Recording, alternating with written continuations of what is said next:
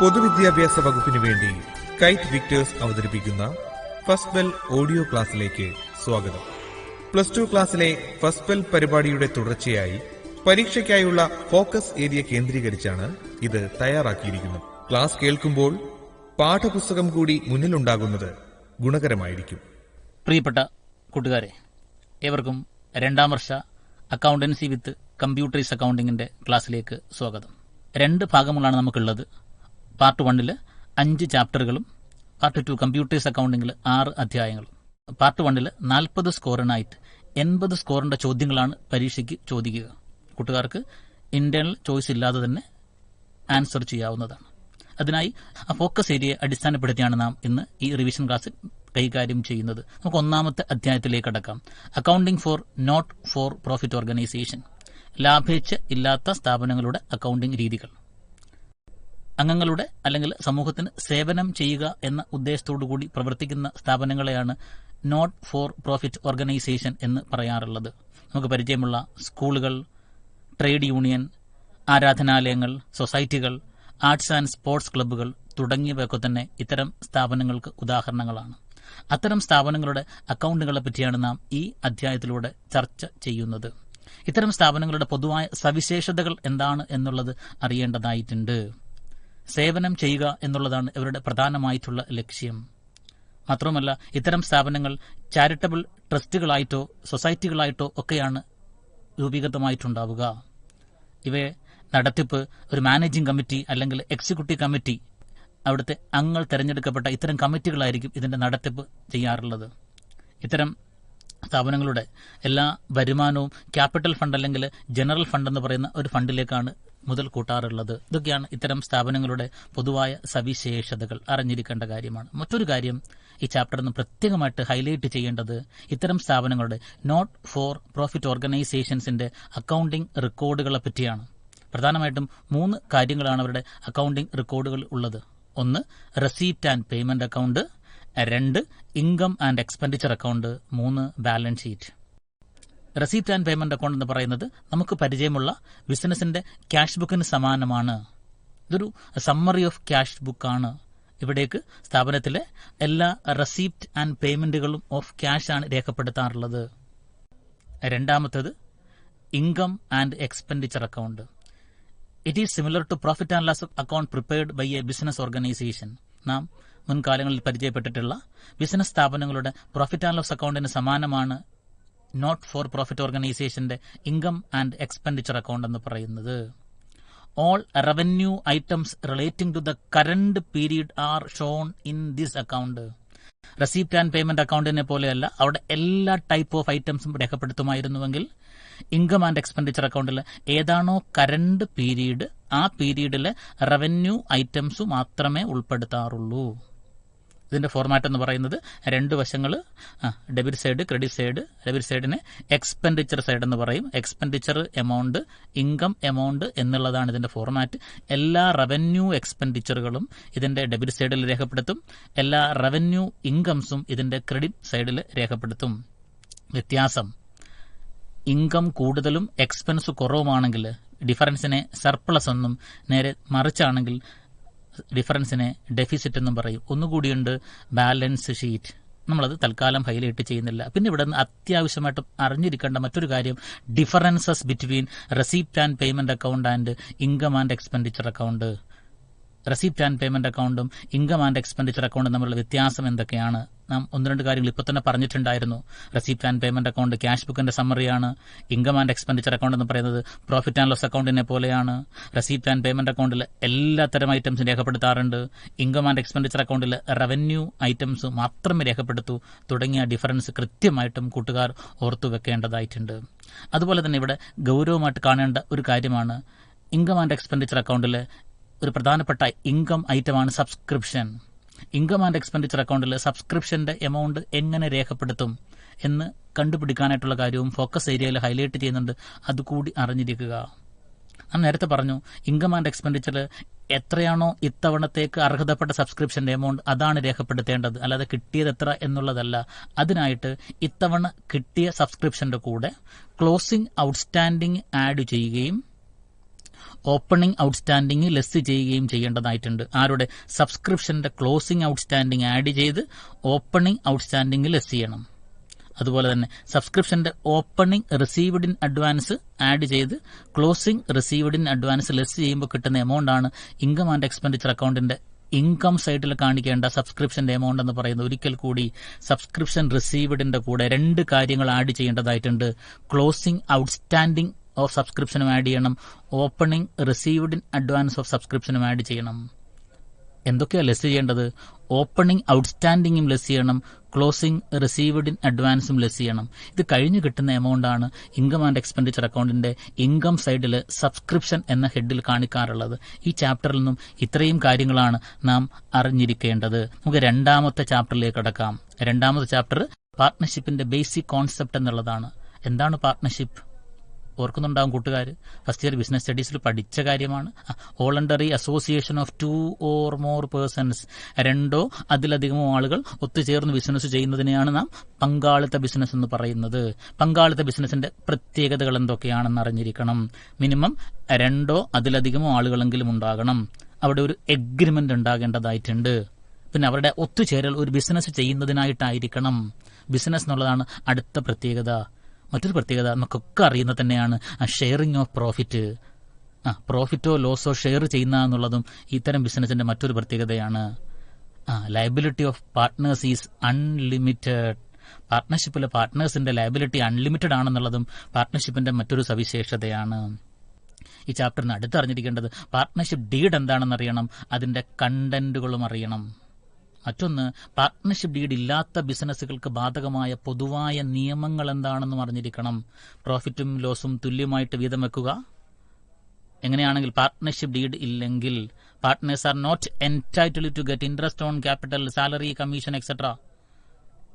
പാർട്ട്നേഴ്സിന് interest on ക്യാപിറ്റലിനോ സാലറിക്കോ കമ്മീഷനോ ഒന്നിനും അർഹതയില്ല. പാർട്ട്നേഴ്സിന്റെ കയ്യിൽ നിന്നും ഇൻട്രസ്റ്റ് ഓൺ ഡ്രോയിങ്സ് ചാർജ് ചെയ്യരുത്. എന്നാൽ ഒരു കാര്യത്തിൽ മാത്രമാണ് പാർട്ട്നേഴ്സിന് അർഹത. പാർട്ട്നേഴ്സിന്റെ ലോണിന് 6% ഇൻട്രസ്റ്റ് അർഹതയുണ്ട്. ഈ ചാപ്റ്ററിൽ നിന്നും പിന്നെ അറിഞ്ഞിരിക്കേണ്ട കാര്യം പാർട്ട്നേഴ്സ് ക്യാപിറ്റൽ അക്കൗണ്ട് ആണ്. 2 തരത്തിൽ പാർട്ട്നേഴ്സിന്റെ ക്യാപിറ്റൽ അക്കൗണ്ട് തയ്യാറാക്കാം. ഫിക്സഡ് ക്യാപിറ്റൽ മെത്തേഡും ഫ്ലക്ച്വേറ്റിംഗ് മെത്തേഡും. ഈ 2 മെത്തേഡുകൾ തമ്മിലുള്ള വ്യത്യാസം കൂടി കൂട്ടുകാർ അറിഞ്ഞിരിക്കണം. പിന്നീട് ഈ ചാപ്റ്ററിന് വേണ്ട പ്രധാനപ്പെട്ട കാര്യം profit and loss appropriation account. നമുക്ക് പ്രോഫിറ്റ് ആൻഡ് ലോസ് അക്കൗണ്ട് വരെ പരിചയമുണ്ട്.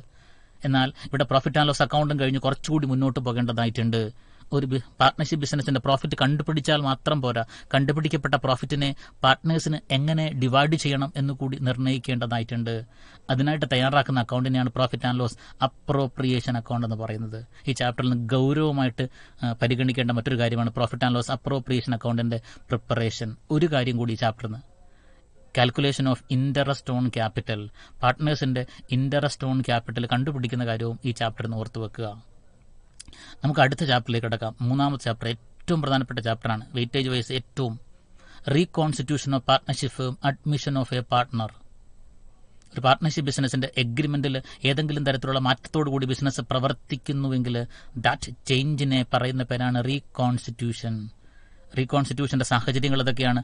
Change in profit sharing ratio, admission of A partner, retirement of A partner, death of A partner. അതിൽ ആദ്യം നമ്മൾ ഈ ചാപ്റ്ററിലൂടെ പരിചയപ്പെടുന്ന അഡ്മിഷൻ ഓഫ് എ പാർട്ട്ണർ. ഒരു പുതിയ മെമ്പറെ കൂടി ബിസിനസ്സിലേക്ക് ഉൾപ്പെടുത്തുന്നതിനാണ് അഡ്മിഷൻ ഓഫ് എ പാർട്ട്ണർ എന്ന് പറയുന്നത്. ആ പുതിയ പാർട്ട്ണർക്ക് ബിസിനസ്സിൽ നിന്ന് 2 പ്രധാനപ്പെട്ട റൈറ്റുകൾ കിട്ടും. Right to share the asset of the firm and right to share the profit of the firm അറിഞ്ഞിരിക്കുക.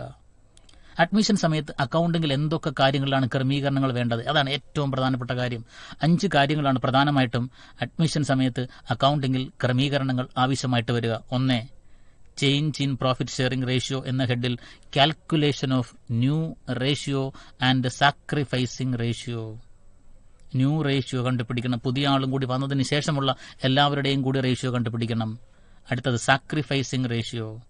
പുതിയ ആളെ ഉൾപ്പെടുത്താൻ വേണ്ടി പഴയ പാർട്ട്നേഴ്സ് അവരുടെ പ്രോഫിറ്റിൽ നിന്നും ഒരു പങ്ക് മാറ്റിവെക്കപ്പെട്ടിട്ടുണ്ടായിരുന്നു.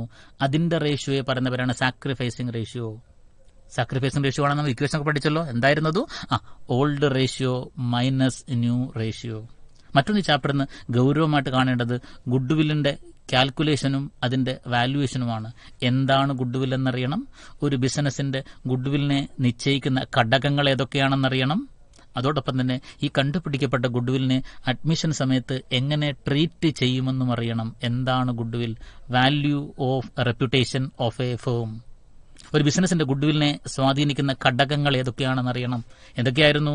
Nature of business, location of business ഒക്കെ ഓർക്കുന്നുണ്ടല്ലോ അല്ലേ? അത് അറിയേണ്ടതായിട്ടുണ്ട്. പിന്നെ ഗുഡ്വിൽ കാണാൻ വേണ്ടി പല മെത്തേഡ് ഉണ്ട്. അതിൽ ഒരു മെത്തേഡ് തൽക്കാലം ഓർത്ത് വെക്കുക, average profit method. Average profit മെത്തേഡിൽ ഗുഡ്വിൽ കാണുന്നത് എങ്ങനെയാ? Yes, average profit into number of years purchase. കുറെ മുൻ വർഷങ്ങളിലെ പ്രോഫിറ്റിന്റെ ആവറേജ് കണ്ടിട്ട് ആ ആവറേജ് പ്രോഫിറ്റിനെ നമ്പർ ഓഫ് ഇയേഴ്സ് പർച്ചേസ് കൊണ്ട് മൾട്ടിപ്ലൈ ചെയ്ത് കിട്ടുന്നതാണ് ഗുഡ്വിൽ. ഇവിടുത്തെ ഗുഡ്വിൽ ട്രീറ്റ് ചെയ്യാൻ വേണ്ടി ഒറ്റ മെത്തേഡ് മാത്രം കൂട്ടുകാർ ഓർത്തിരുന്നാൽ മതി. പുതിയ പാർട്ട്ണർ ഫേമിലേക്ക് വരുമ്പോൾ ഗുഡ്വിലിന്റെ എമൗണ്ട് ക്യാഷ് ആയിട്ട് കൊണ്ടുവരികയും ആ കൊണ്ടുവന്ന ഗുഡ്വിലിനെ ഓൾഡ് പാർട്ട്നേഴ്സിന്റെ അക്കൗണ്ടിലേക്ക് അവരുടെ സാക്രിഫൈസിംഗ് റേഷ്യോയിൽ ഡിവൈഡ് ചെയ്യുകയും ചെയ്യുന്ന കേസ് മാത്രം. പുതിയ ആൾ ഗുഡ്വിലിന്റെ പങ്ക് പണമായിട്ട് കൊണ്ടുവന്ന എന്താ entry? Cash account debtor to goodwill. ആ ഗുഡ്വിലിനെ ആർക്ക് ഡിവൈഡ് ചെയ്യണം? അത് ഓൾഡ് പാർട്ട്നേഴ്സിന് അവകാശപ്പെട്ടതാണ്. അവർ നടത്തിയിട്ടുള്ള സാക്രിഫൈസിന്റെ കോമ്പൻസേഷൻ ആണ്. So entry goodwill account debtor to old partners capital sacrificing ratio. ഇനി അവരെങ്ങാണോ അത് പിൻവലിച്ചുകൊണ്ട് പോവുകയാണെന്ന് പറഞ്ഞാൽ മാത്രം ഒരു എൻട്രി കൂടി വരും. എന്തായിരിക്കും entry? Old partners capital account debtor to cash. ഇപ്പോൾ നിങ്ങൾ കേട്ടുകൊണ്ടിരിക്കുന്നത് കൈറ്റ് വിക്ടേഴ്സ് തയ്യാറാക്കിയ ഫസ്റ്റ് ബെൽ ഫോക്കസ് ഏരിയയെ അധികരിച്ചുള്ള ഓഡിയോ ക്ലാസ്. അടുത്ത ചാപ്റ്റർ പഠിക്കേണ്ടത് treatment of accumulated profit and loss. Admission സമയത്ത് തന്നിരിക്കുന്ന ബാലൻസ് ഷീറ്റിലോ അക്യൂമുലേറ്റഡ് പ്രോഫിറ്റോ ലോസോ എന്തെങ്കിലും ഉണ്ടെങ്കിൽ അത് ഓൾഡ് പാർട്ട്നേഴ്സിന് മാത്രമായിട്ട് അവരുടെ ഓൾഡ് റേഷ്യോയിൽ ഡിവൈഡ് ചെയ്യണം. അതുകൂടി അറിയണം. അതിനുശേഷം ഏറ്റവും പ്രധാനപ്പെട്ട മറ്റൊരു കാര്യമാണ്, 8 സ്കോറിനൊക്കെ ചോദിക്കാൻ സാധ്യതയുള്ളതാണ്, preparation of revaluation account, revaluation of asset and liabilities. Admission സമയത്ത് ബിസിനസിന്റെ അസറ്റും ലയബിലിറ്റിയും ഒക്കെ റീവാല്യൂ ചെയ്ത് അതിന്റെ പ്രോഫിറ്റ് ആണെങ്കിലും ലോസ് ആണെങ്കിലും ഓൾഡ് പാർട്ട്നേഴ്സിന് മാത്രമായിട്ട് ഡിവൈഡ് ചെയ്യണം. അതിനായിട്ട് തയ്യാറാക്കുന്ന അക്കൗണ്ടാണ് റീവാല്യുവേഷൻ അക്കൗണ്ട്. 6 കാര്യങ്ങളാണ് റീവാല്യുവേഷൻ അക്കൗണ്ടിൽ വരുന്നത്.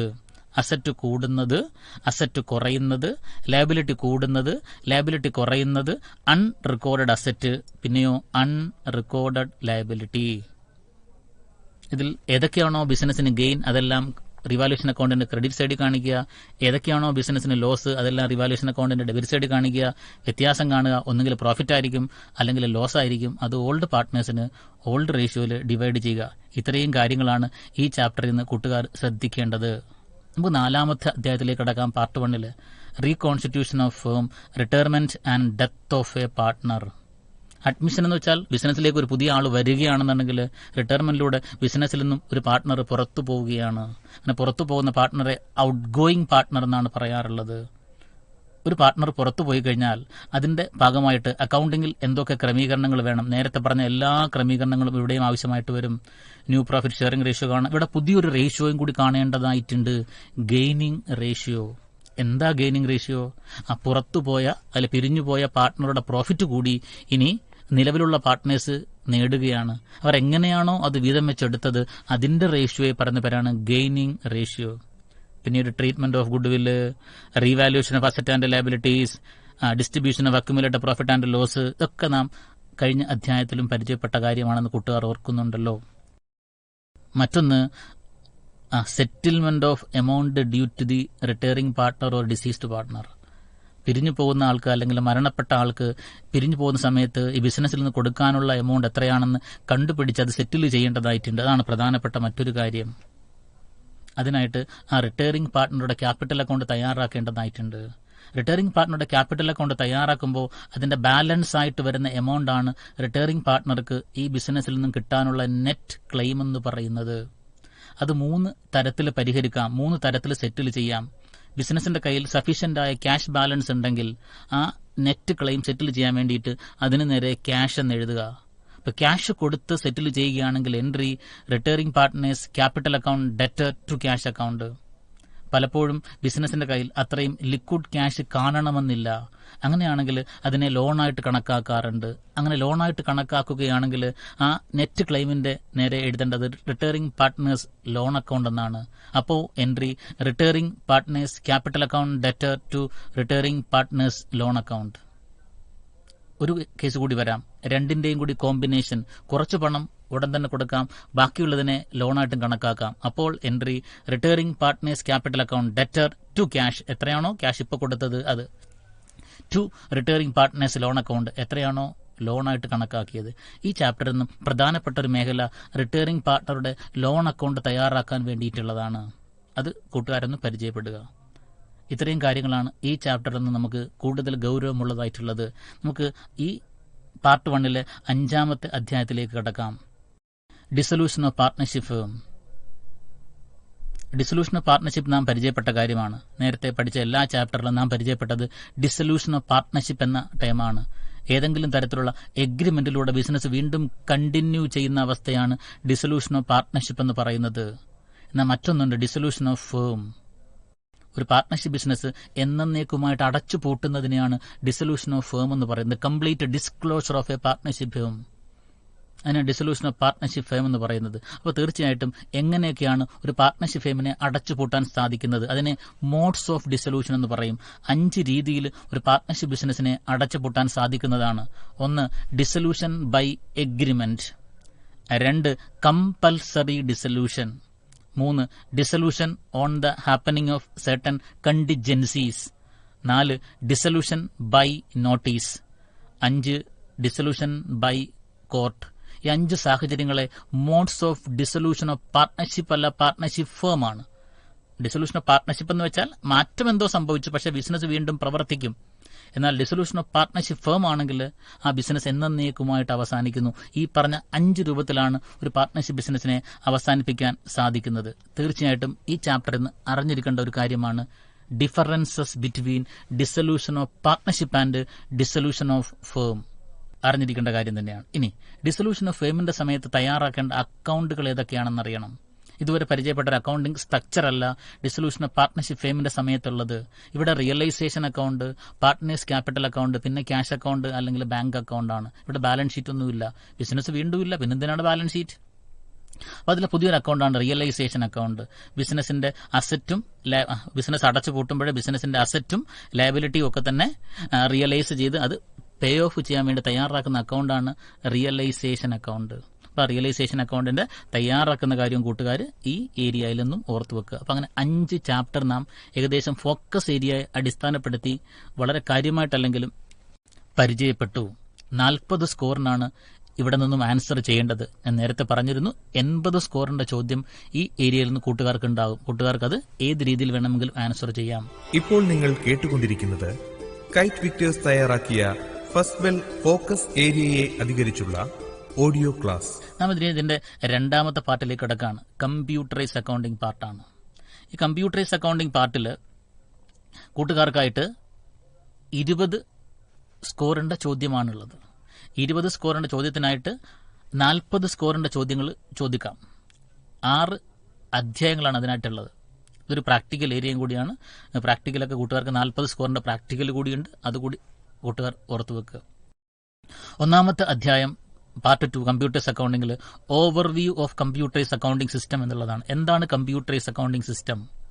കമ്പ്യൂട്ടറിന്റെയും ഏതെങ്കിലും അക്കൗണ്ടിംഗ് സോഫ്റ്റ്വെയറിന്റെ സഹായത്താൽ ട്രാൻസാക്ഷൻസിനെ റെക്കോർഡ് ചെയ്ത് അതിനെ മാനിപ്പുലേറ്റ് ചെയ്യപ്പെടുന്ന ഇവാലുവേറ്റ് ചെയ്യുന്ന സംവിധാനത്തിനെയാണ് കമ്പ്യൂട്ടറൈസ് അക്കൗണ്ടിംഗ് സിസ്റ്റം എന്ന് പറയുന്നത്. കമ്പ്യൂട്ടേഴ്സ് അക്കൗണ്ടിംഗ് സിസ്റ്റത്തിന്റെ ഫീച്ചേഴ്സ് എന്തൊക്കെയാണെന്ന് അറിയണം. It is simple and integrated, transparency and control, accuracy and speed, scalability, reliability എന്നുള്ളതാണ് കമ്പ്യൂട്ടറൈസ് അക്കൗണ്ടിംഗ് സിസ്റ്റത്തിന്റെ ഫീച്ചേഴ്സ്. ഇനി പ്രധാനപ്പെട്ട മറ്റൊരു കാര്യമാണ് components of computerise accounting system. Computerise accounting സിസ്റ്റത്തിന്റെ എലമെന്റ്സ് അല്ലെങ്കിൽ കമ്പോണൻസ് ഏതൊക്കെയാണ്? 5 കാര്യങ്ങളാണ്. Procedure, data, people, hardware and software. These 5 are called as pillars of computerise accounting system. മറ്റൊന്ന് ഗ്രൂപ്പിംഗ് ആണ്. നമുക്കറിയാം കമ്പ്യൂട്ടേഴ്സ് അക്കൗണ്ടിംഗ് സിസ്റ്റത്തിൽ ഒരു അക്കൗണ്ടിംഗ് സോഫ്റ്റ്വെയർ അക്കൗണ്ടിങ്ങിനെ കൃത്യമായിട്ട് കൈകാര്യം ചെയ്യുന്നത് നാം അതിലെ ഡേറ്റയെ ഗ്രൂപ്പ് ചെയ്യുന്നതിലൂടെയാണ്. ഗ്രൂപ്പിംഗ് മീൻസ് ഒരേ സ്വഭാവമുള്ള കാര്യങ്ങളെയൊക്കെ ഒരേ കാറ്റഗറിയിലാക്കുന്നതിനാണ് ഗ്രൂപ്പിംഗ് എന്ന് പറയുന്നത്. അക്കൗണ്ടിംഗ് ഇക്വേഷന്റെ അടിസ്ഥാനത്തിലാണ് കമ്പ്യൂട്ടേഴ്സ് അക്കൗണ്ടിംഗ് സിസ്റ്റത്തിൽ കാര്യങ്ങളെ ഗ്രൂപ്പ് ചെയ്യുന്നത്. അക്കൗണ്ടിംഗ് ഇക്വേഷൻ കൂട്ടുകാർ ഓർക്കുന്നുണ്ടാവും അല്ലേ? Asset is equal to capital plus liability.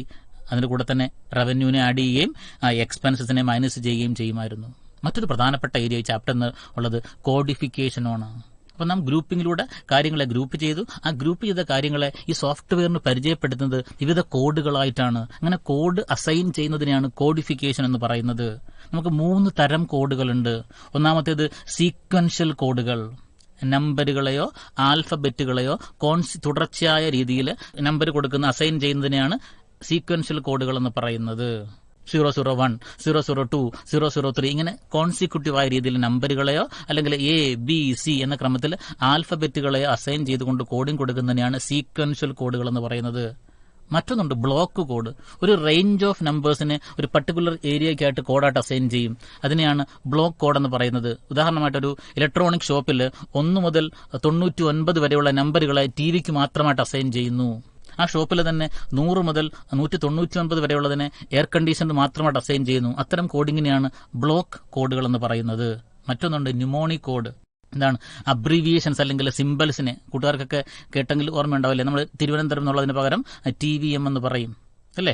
Alappuzha എന്നുള്ളതിന് പകരം ALP എന്ന് പറയും. അപ്പം അങ്ങനെ ഓരോ സാധനങ്ങളെ ഐഡന്റിഫൈ ചെയ്യാൻ വേണ്ടിയിട്ട് നാം അതിന്റെ അബ്രീവിയേഷൻസോ അല്ലെങ്കിൽ സിംബൽസോ കൊടുക്കുകയാണെങ്കിൽ അത്തരം കോഡിങ്ങിനെയാണ് നിമോണിക് കോഡ് എന്ന് പറയുന്നത്. പിന്നീട് ഈ ചാപ്റ്ററിൽ നിന്ന് അറിയേണ്ടത് എന്തൊക്കെയാണ് കമ്പ്യൂട്ടറൈസ് അക്കൗണ്ടിംഗ് സിസ്റ്റത്തിന്റെ മേന്മകൾ, അതുപോലെ തന്നെ എന്തൊക്കെയാണ് ഇതിന്റെ ലിമിറ്റേഷൻസ് കൂടി ഈ ചാപ്റ്ററിൽ നിന്ന് അറിയണം. പ്രധാനപ്പെട്ട ഒരു ചാപ്റ്റർ ആയിരുന്നു 1ാമത്തെ ചാപ്റ്റർ. 2ാമത്തെ ചാപ്റ്റർ സ്പ്രെഡ്ഷീറ്റ് ആണ്. കൂട്ടുകാർക്ക് അറിയാം എന്താണ് സ്പ്രെഡ്ഷീറ്റ് എന്നുള്ളത് അല്ലേ? വിവിധ റോസ് ആൻഡ് കോളംസ് ആയിട്ട് വലിയ വോളിയം ഓഫ് ഡേറ്റയെ സേവ് ചെയ്യാൻ പറ്റുന്ന ഭാഗത്തുള്ള ഒരു റെപ്രസെന്റേഷനെയാണ് എന്ത് പറയുന്നത്? സ്പ്രെഡ്ഷീറ്റ് എന്ന് പറയുന്നത്. പലതരം സ്പ്രെഡ്ഷീറ്റ് ആപ്ലിക്കേഷൻ കൂട്ടുകാർക്ക് ഒരുപക്ഷെ പരിചയമുണ്ടാവും. LibreOffice Calc, MS Excel തുടങ്ങിയവയൊക്കെ തന്നെ ഉദാഹരണങ്ങളാണ്. നമ്മളതിൽ നമ്മുടെ point of study LibreOffice Calc എന്നുള്ളതാണ്. ഇതൊരു free and open source software അധിഷ്ഠിതമായിട്ടുള്ള ഒരു അക്കൗണ്ടിംഗ് ഒരു സ്പ്രെഡ്ഷീറ്റ് പാക്കേജ് ആണ്. ഈ ലിബ്രെ ഓഫീസ് കാൽക്കിന്റെ കമ്പോണൻസ് ഏതൊക്കെയാണെന്ന്? Rows and columns.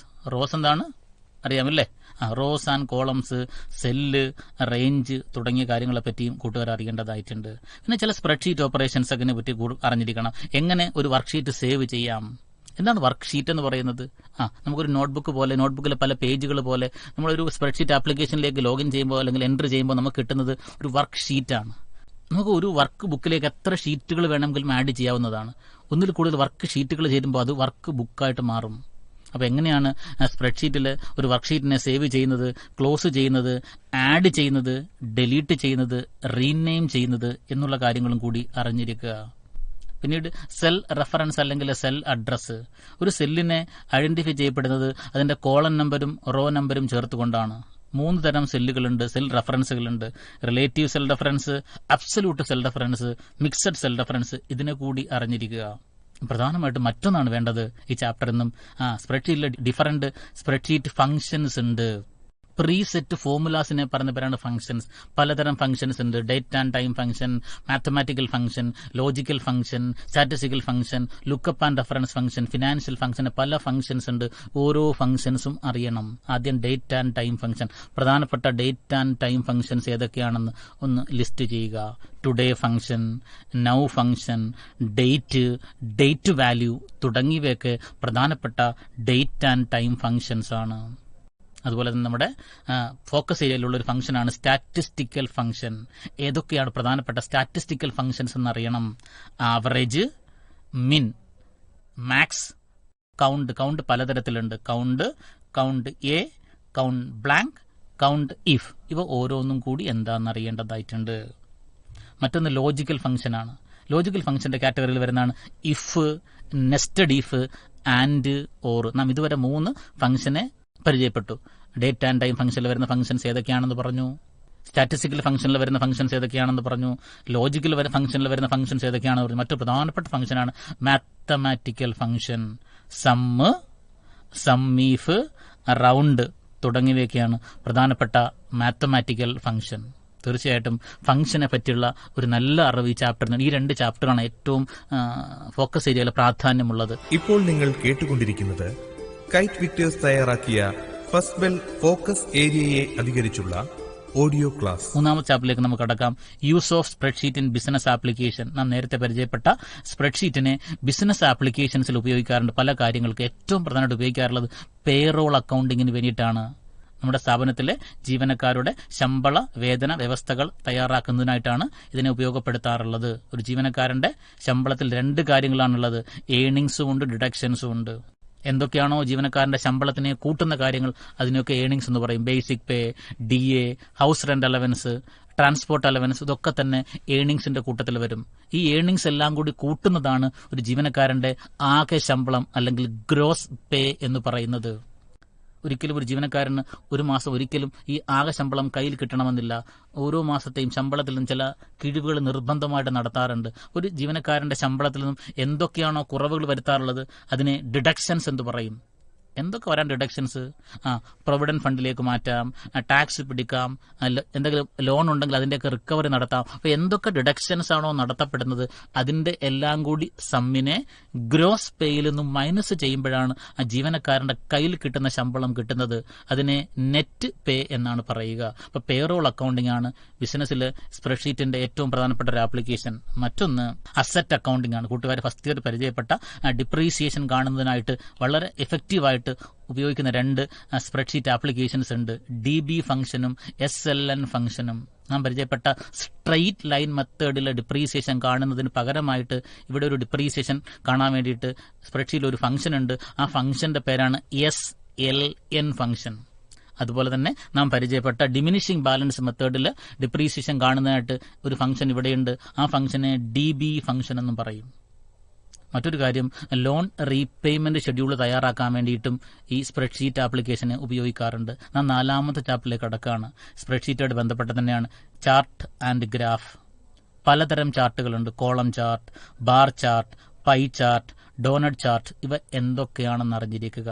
ഏറ്റവും പ്രധാനമായിട്ടും ചാർട്ടിന്റെ പേരൊന്നും അറിഞ്ഞില്ലെങ്കിലും ഈ ചാർട്ട് ആൻഡ് ഗ്രാഫിന്റെ ഗുണങ്ങൾ, ബിസിനസ്സിനുള്ള അല്ലെങ്കിൽ സ്ഥാപനത്തിനുള്ള ഗുണങ്ങൾ എന്തൊക്കെയാണെന്ന് അറിയേണ്ടതായിട്ടുണ്ട്. 5ാമത്തെ അധ്യായം ഒരു പുതിയ കാര്യം തന്നെയാണ് നമ്മളെ സംബന്ധിച്ച്. ഒരു അക്കൗണ്ടിംഗ് സോഫ്റ്റ്വെയർ ആയിട്ടുള്ള ജീനു കാത്തയെ പരിചയപ്പെടുകയാണ്. ജീനു കാത്ത എന്ന് പറയുന്ന അക്കൗണ്ടിംഗ് സോഫ്റ്റ്വെയർ ആണ്. നമ്മൾ കഴിഞ്ഞ വർഷങ്ങളിലൊക്കെ തന്നെ അല്ലെങ്കിൽ ഈ വർഷമൊക്കെ തന്നെ അക്കൗണ്ടിംഗ് മാനുവലി പരിചയപ്പെട്ടു. നാം പരിചയപ്പെട്ട കാര്യങ്ങളെ വെറും ഡേറ്റ കൊടുത്തുകൊണ്ട് വളരെ എളുപ്പത്തിൽ കമ്പ്യൂട്ടറിന്റെ സഹായത്താൽ നമുക്ക് ചെയ്തെടുക്കാൻ സാധിക്കും. അതിന് പല അക്കൗണ്ടിംഗ് പാക്കേജുകളും അവൈലബിൾ ആണ്. അത്തരത്തിലുള്ള ഒരു അക്കൗണ്ടിംഗ് പാക്കേജാണ് നാം പരിചയപ്പെടുന്നത് ജീനു കാത്ത. ജീനു കാത്തയുടെ ഫീച്ചേഴ്സ് എന്തൊക്കെയാണെന്ന് അറിയേണ്ടതായിട്ടുണ്ട്. ഇനി ജീനു കാത്തയിൽ എങ്ങനെ കമ്പനി ക്രിയേറ്റ് ചെയ്യാം എന്നറിയണം. ജീനു കാത്തയിൽ 13 പ്രീ ഡിഫൈൻഡ് അക്കൗണ്ട് ഗ്രൂപ്പുകളുണ്ട്. അതിൽ 9 ബാലൻസ് ഷീറ്റ് ഗ്രൂപ്പുകളാണ്, 4 പ്രോഫിറ്റ് ആൻഡ് ലോസ് അക്കൗണ്ട് ഗ്രൂപ്പുകളാണ്. എത്ര ഗ്രൂപ്പുകൾ വേണമെങ്കിലും പുതുതായിട്ട് ക്രിയേറ്റ് ചെയ്യാവുന്നതാണ്. ഇനി ജീനു കാത്തയിലെ 4 സിസ്റ്റം ജനറേറ്റഡ് ഡിഫാൾട്ട് ലെഡ്ജറുകൾ ഉണ്ട്. Opening stock, closing stock, stock at the beginning, profit and loss account എന്നിവയാണ് ജീനു കാത്തയിലെ സിസ്റ്റം ജനറേറ്റഡ് ലെഡ്ജറുകൾ. എത്ര ലെഡ്ജറുകളെ വേണമെങ്കിലും ജീനു കാത്തയിൽ ക്രിയേറ്റ് ചെയ്യാം. ജീനു കാത്തയിൽ ലെഡ്ജറുകളെ ക്രിയേറ്റ് ചെയ്ത് കഴിഞ്ഞാൽ അവയെ ജീനു കാത്തിലേക്ക് എൻട്രി ചെയ്യപ്പെടുന്ന വൗച്ചർ വഴിയാണ്. അല്ലെങ്കിൽ പലതരം വൗച്ചറുകളുണ്ട്. റെസീപ്റ്റ് വൗച്ചർ, അതായത് ക്യാഷ് ആൻഡ് ബാങ്ക് വഴിയുള്ള എല്ലാ റെസീപ്റ്റും റെക്കോർഡ് ചെയ്യുന്നത് റെസീപ്റ്റ് വൗച്ചറാണ്. അതിന്റെ ഫംഗ്ഷൻ കീ F4 ആണ്. പേയ്മെന്റ് വൗച്ചർ, എല്ലാ ടൈപ്പ് ഓഫ് പേയ്മെന്റ്സും ജീനു കാത്തിലേക്ക് എൻട്രി ചെയ്യപ്പെടുന്ന പേയ്മെന്റ് വൗച്ചറിലൂടെയാണ്. അതിന്റെ ഫംഗ്ഷൻ കീ F5 ആണ്. സെയിൽസ് വൗച്ചർ, അതിന്റെ ഫംഗ്ഷൻ കീ F6 ആണ്. പർച്ചേസ് വൗച്ചർ, അതിന്റെ ഫംഗ്ഷൻ കീ F7 ആണ്. കോൺട്രാ വൗച്ചർ, അതിന്റെ ഫംഗ്ഷൻ കീ F8 ആണ്. ഈ പറഞ്ഞ ഒരു വൗച്ചറിലും സ്യൂട്ട് ആകാത്ത കാര്യങ്ങൾക്കുള്ള വൗച്ചറാണ് ജേണൽ വൗച്ചർ, അതിന്റെ ഫംഗ്ഷൻ കീ F9 ആണ്. പിന്നീട് sales return Ctrl+1, purchase return Ctrl+2. ഇതൊക്കെയാണ് പ്രധാനപ്പെട്ട വൗച്ചറുകൾ എന്ന് പറയുന്നത്. ഒരു ചാപ്റ്റർ കൂടിയുണ്ട് നമുക്ക് ഈ ഏരിയയിൽ നിന്നും, DBMS, database management system. Database components ഏതൊക്കെയാണ്? ഫസ്റ്റ് ഇയറിൽ അക്കൗണ്ടൻസിൽ പഠിച്ചതാണ്, കൂട്ടുകാർ ഓർക്കുന്നുണ്ടാകും. എൻറ്റിറ്റീസ്, അട്രിബ്യൂട്ട്സ്, ഐഡന്റിഫയർ, റിലേഷൻഷിപ്പ്, ഇവയാണ് ഒരു ഡാറ്റാബേസിന്റെ കമ്പോണൻസ് എന്ന് പറയുന്നത്. ഏറ്റവും പ്രധാനമായിട്ട് ഈ ചാപ്റ്ററിൽ അറിഞ്ഞിരിക്കേണ്ടത് ലിബ്രെ ഓഫീസ് ബേസ് എന്ന് പറയുന്ന ആപ്ലിക്കേഷനാണ് ഇവിടുത്തെ ഡാറ്റാബേസിനായിട്ട് ഉപയോഗിക്കുന്നത്. ആ ലിബ്രെ ഓഫീസ് ബേസിൽ ഒബ്ജക്ട്സുകൾ ഏതൊക്കെയാണ്? Table, form, query, report. അതോടൊപ്പം തന്നെ ടേബിൾ ക്രിയേഷൻ മാത്രമാണ് നമ്മുടെ ഫോക്കസ് ഏരിയയിലുള്ളത്. ടേബിൾ ക്രിയേറ്റ് ചെയ്യാൻ പ്രധാനമായിട്ടും 3 രീതിയുണ്ട്. ഡിസൈൻ വ്യൂ, വിസാർഡ് ഉപയോഗിച്ചുകൊണ്ട് ക്രിയേറ്റ് വ്യൂ. അതിൽ ഡിസൈൻ വ്യൂവിൽ ഒരു ടേബിൾ ക്രിയേഷൻ മോഡ് കൂടി കൂട്ടുകാർ അറിയേണ്ടതായിട്ടുണ്ട്. അങ്ങനെ 20 സ്കോറിനായിട്ട് ഈ ഭാഗത്തുനിന്ന് 40 സ്കോറിന്റെ ചോദ്യങ്ങൾ ചോദിക്കാം. കൂട്ടുകാർക്ക് അതിൽ 20 സ്കോറിന് ആൻസർ ചെയ്യുക. അപ്പോൾ തീർച്ചയായിട്ടും ഈ പറഞ്ഞ കാര്യങ്ങളൊക്കെ ഫോക്കസ് ഏരിയ മാത്രമാണ് നാം ഹൈലൈറ്റ് ചെയ്യപ്പെട്ടത്. ആ കേട്ട കാര്യങ്ങളൊക്കെ കൂട്ടുകാർക്ക് അതിൻ്റെ അടിസ്ഥാനത്തിൽ ഫോക്കസ് ഏരിയയ്ക്ക് കൂടുതൽ പ്രാധാന്യം നൽകി പഠിക്കുക, ഒരു നല്ല പരീക്ഷാനുഭവം എല്ലാ കൂട്ടുകാർക്കും ഉണ്ടാകട്ടെ എന്ന് ആശംസിച്ചുകൊണ്ട് നിർത്തുന്നു. നന്ദി, നമസ്കാരം. ഇപ്പോൾ നിങ്ങൾ കേട്ടത് ഫോക്കസ് ഏരിയയെ അധികരിച്ചുള്ള കൈറ്റ് വിക്ടേഴ്സ് തയ്യാറാക്കിയ ഫസ്റ്റ് ബെൽ ഓഡിയോ ക്ലാസ്.